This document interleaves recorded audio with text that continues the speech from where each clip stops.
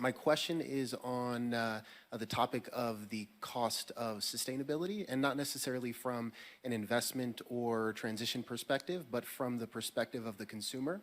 And I know the topic of food choice came up, which draws a nice parallel. Now I'm from New York, and prices may vary, but if I want to get a salad, it's going to cost $15 versus a cheeseburger that costs 99 cents.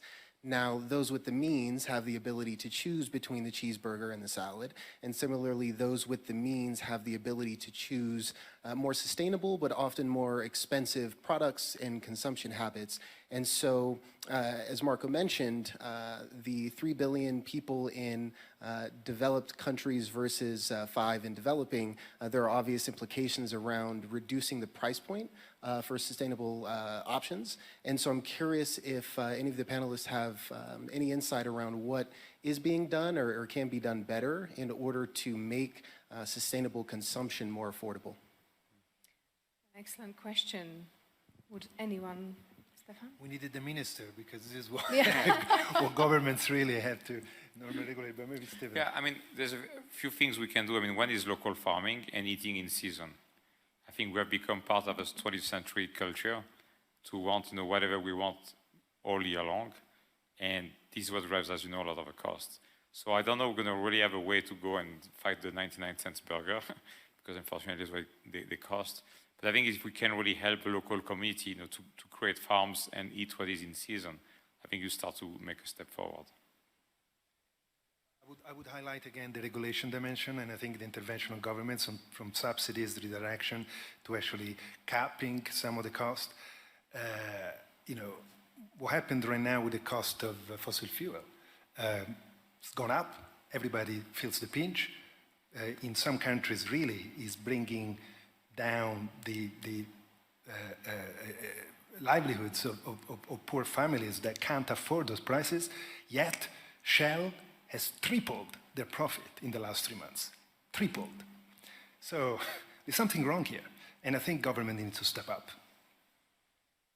Maybe one aspect is also, if you would calculate the true price of this piece of meat in this burger, it would not be 99 cents, it would be much, much higher if you would calculate all the costs it has on the environment, on producing animals at such a cheap price, on the risks that you have, maybe because you need antibiotics, you have all the waste from this farm, then the true price would be much higher. So I think in the end, it's not a natural given that the prices are like that, but it's a factor of decisions and of regulations that it's possible to produce something like that at such a cheap price.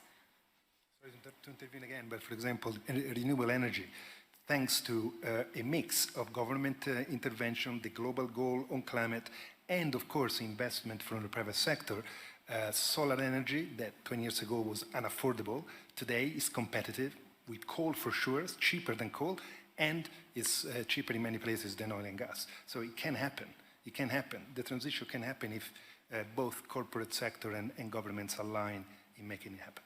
I join the opinion of my fellow panelists. I think it's probably unpopular to hear, but it's like some things have to be more expensive in order to make sure that the market's actually correctly reflected. For example, we take all the services a beautiful natural forest does for us, for example, clean air, clean water for granted for free, and that's not reflected in any of these markets for cheap meat, right? And if we would put the real price, if you can measure that and put the real price into the economy, you will see that things are much, much different.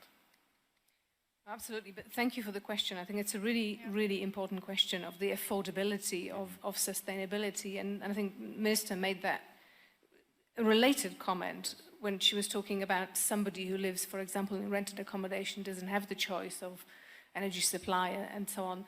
I think that's an important question. And of course, indeed, us putting pressures on our government who can regulate or help regulate this, for example, through taxation, in addition to the other suggestions that were made. Are there any other questions or comments from the floor? There's a question here in the middle.